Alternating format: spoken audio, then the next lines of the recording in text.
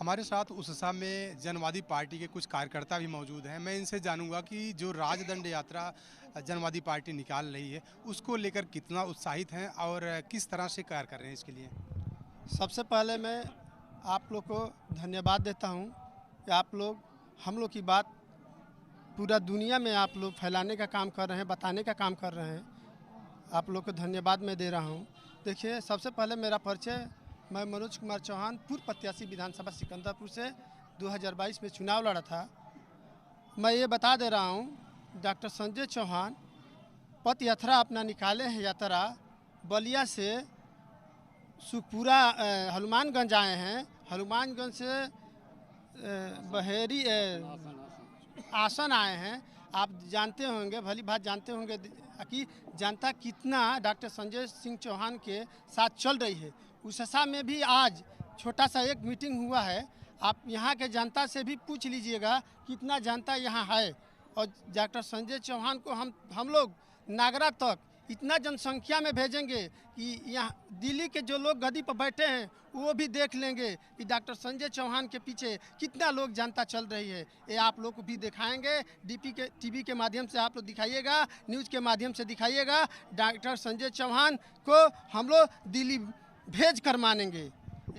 इस जो राजदंड यात्रा चल रही है डॉक्टर संजय सिंह चौहान की, इस राजदंड यात्रा का हिस्सा आप किस तरह से बन रहे हैं और किस तरह से इसको आगे बढ़ाने का काम कर रहे हैं? ये सर, ये राजदंड यात्रा जो चल रही है, पहले राजतंत्र चलता था, आज लोकतंत्र चल रहा है। इस लोकतंत्र में मोदी जी ने अपने नए संसद में जो सिंबल आप स्थापित किए हैं वो राजदंड का ही चिन्ह है। तो उसके खिलाफ ये पदयात्रा चल रही है और उसको हम लोग उखाड़ फेंकने के लिए एकदम तटस्थ हैं। और इस पदयात्रा से वहाँ जाकर सवाल करेंगे कि इस लोकतंत्र में राजदंड की क्या आवश्यकता है। दूसरा सवाल हम और पूछेंगे कि जो आरक्षण संविधान हमको दिया गया था, जो बैकवर्डों के लिए आरक्षण दिया गया था, जो एसी के लिए दिया गया था, जो सवर्णों के दिया गया, इसे छेड़छाड़ करने की आपको क्या आवश्यकता थी। आपको EWS लगाकर 10% जो आरक्षण दिए हैं, पहले से संविधान में लिखा गया कि 50% आरक्षण से ज़्यादा कोई देगा ही नहीं, तो आपने 10% आरक्षण दिया कहाँ से? यानी बैकवर्ड से और एसी से काट करके दिया। तो ये बैकवर्डों के साथ छलवा है। जो आपने जो गरीबी का एक सीमा बना दिया है EWS लगाकर, EWS जिसके पास प्रमाण पत्र है, 8 लाख कमाने वाला गरीब है, और बैकवर्ड के लोग 46,000 से ज़्यादा आय बना लेते हैं, वो अमीर हो जाते हैं। यानी 46,000 कमाने वाला बैकवर्ड का लड़का अमीर है और 8 लाख कमाने वाला सवर्ण का लड़का गरीब है। बीजेपी सरकार एक बहुत बड़ी पार्टी है और जनवादी पार्टी अभी उसके टक्कर में नहीं है। तो आप किस तरह से सहयोग कर रहे हैं, कितनी संख्या में दिल्ली जाने की आपकी तैयारी है? देखिए, दिल्ली जाते जाते हम लोग कई लाखों में हो जाएंगे, लखनऊ जाते जाते भी हम कई लाखों में हो जाएंगे। लेकिन पदयात्रा जो चल रही है, तो यही हम लोग का एजेंडा है कि इस गांव के जितने संख्या में लोग हैं दूसरे गांव तक पहुंचा दें, उस गांव के जितने संख्या में लोग हैं दूसरे गांव तक पहुंचा दें। इसी तरह से हमारा पदयात्रा जो है वहां तक चलती जाएगी और हमारा संदेश जनता के बीच में जाता रहेगा और वो अपने आप को मौजूद समझेगा। और 6 तारीख को लखनऊ पहुँचेगा और 11 दिसंबर को दिल्ली पहुँचेगा। राजदंड यात्रा में कल कितने लोग आप लोग शामिल होकर इसको यहाँ से फिर आगे बढ़ाएंगे? हमारे साथ और भी लोग मौजूद हैं, मैं उनसे बात करूंगा कि राजदंड यात्रा जो कल यहाँ से निकलेगी, उत्साह से निकलेगी, उसमें कितने लोग यहाँ से भागीदारी करेंगे? जी, कम से कम हम लोग हज़ारों की जनसंख्या के साथ में हम लोग यहाँ से पैदल यात्रा शुरुआत करेंगे उत्साह चट्टी से। हम लोग जो माननीय संजय सिंह चौहान जी के नेतृत्व में जो राजदंड यात्रा शुरू किया गया है उसे हम लोग सफल बनाने का काम करेंगे।